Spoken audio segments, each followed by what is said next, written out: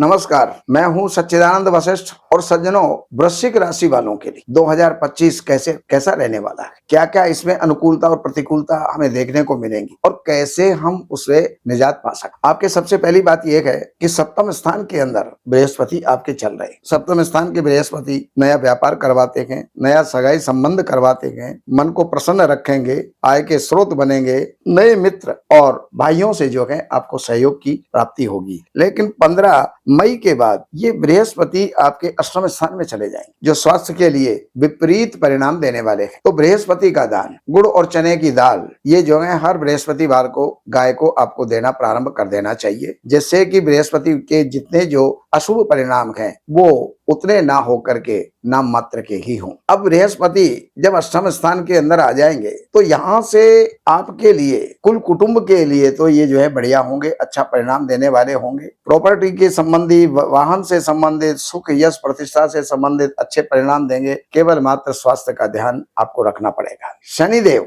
आपके चतुर्थ स्थान में हैं, जो भूमि, भवन, वाहन, यश, प्रतिष्ठा सब देने वाले हैं। और यही शनि 1 अप्रैल को राशि परिवर्तन इनका हो जाएगा, ये आपके पंचम स्थान में पहुंच जाएंगे। अगर आप पढ़ने वाले हैं तो पढ़ाई में लापरवाह हो जाएंगे, आलसी हो जाएंगे, कम समय में होने वाले काम में अधिक समय लगाना, इस प्रकार की प्रवृत्ति जो है वो हो जाएगी। लेकिन वैवाहिक जीवन के अंदर ये कुछ तनाव पैदा कर सकते हैं। लाभ के स्रोत तो खोलेंगे, लेकिन वैवाहिक जीवन या अपना कोई भी पार्टनर है उसके साथ में अच्छे संबंध बनाए रखने के लिए शनि का दान, पूजा ये आपको करते रहना चाहिए।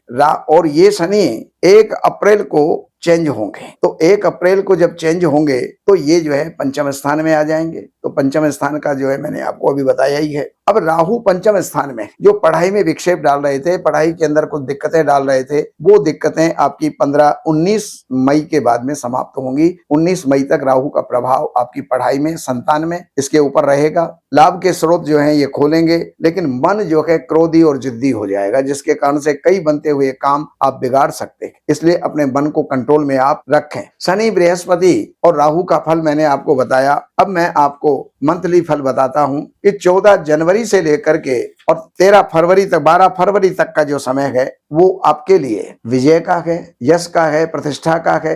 लेकिन 12 फरवरी से और 14 मार्च तक का जो समय है ये अकारण चिंताओं को देने वाला होगा। उस समय पर सूर्य का दान करें, सूर्य की उपासना करें, सूर्य को जल दें। और 14 मार्च से लेकर के 14 अप्रैल तक का समय ये जो है पढ़ाई में साथ देने वाला है और पढ़ने वालों की रुचि पढ़ाई के अंदर बढ़ जाएगी और उसके अंदर सफलता भी आपको प्राप्त होगी। 13 अप्रैल से लेकर के और 14 मई तक का जो समय है, सूर्य उस समय पर छठे स्थान में होंगे, अपने राशि में हैं, तो हर प्रकार से विजय देने वाले हैं, रोग समाप्त करने वाले हैं, कर्जों को जो है निपटाने वाले हैं। जरूरी नहीं है कि कर्जे एक साथ इस 1 महीने में ही निपट जाएं, लेकिन कर्जों पर काफी कंट्रोल आप पा लेंगे। पर 14 मई से और 14 जून तक का जो समय है ये परिवार में या पार्टनर से किसी भी प्रकार का जो है विवाद इस समय पर हो सकता है, तनाव हो सकता है, उसके प्रति सावधान रहें। 14 जून से लेकर के और 16 जुलाई तक का समय स्वास्थ्य के लिए ठीक नहीं रहेगा। स्वास्थ्य का ध्यान रखें, सूर्य का दान करें, 1.25 पाव गुड़ नदी के अंदर हर रविवार को प्रवाहित करें या फिर गाय को खिलाएं। 16 जुलाई से लेकर के 16 अगस्त तक का समय ये भाग्य वृद्धि 3 महीने आपके लिए। अक्टूबर तक का समय ये आपके जो है अगस्त, सितंबर, अक्टूबर, 17 अक्टूबर तक का समय आपके पूर्ण रूप से आपके अनुकूल है। इसका लाभ आपको उठाना चाहिए। कोई भी रुके हुए कार्य हैं वो संपन्न होंगे, पूर्ण होंगे और उसमें आपको भी अपनी तत्परता दिखानी चाहिए। 17 अक्टूबर से लेकर के और 16 नवंबर तक का जो समय है ये आपके नुकसान का हो सकता है। इस समय पर कोई इन्वेस्टमेंट या देन लेन आपको नहीं करनी चाहिए। खर्चों को भी कंट्रोल रख करके चलना चाहिए, खर्चे आपके बढ़ सकते। लेकिन इसके बाद 16 नवंबर से लेकर के और 14 जनवरी तक के ये 2 महीने आपके लिए बहुत सुंदर और सुखद परिणाम देने वाले हैं। उनका लाभ आपको उठाना चाहिए। बाकी और जानकारियों के लिए नंबरों पर संपर्क करके, कार्यालय से अपॉइंटमेंट लेकर के, कार्यालय की सेवाएं अर्पण करके और जो भी आप जानना चाहते हैं वो जान करके लाभ उठा सकते हैं। नमस्कार।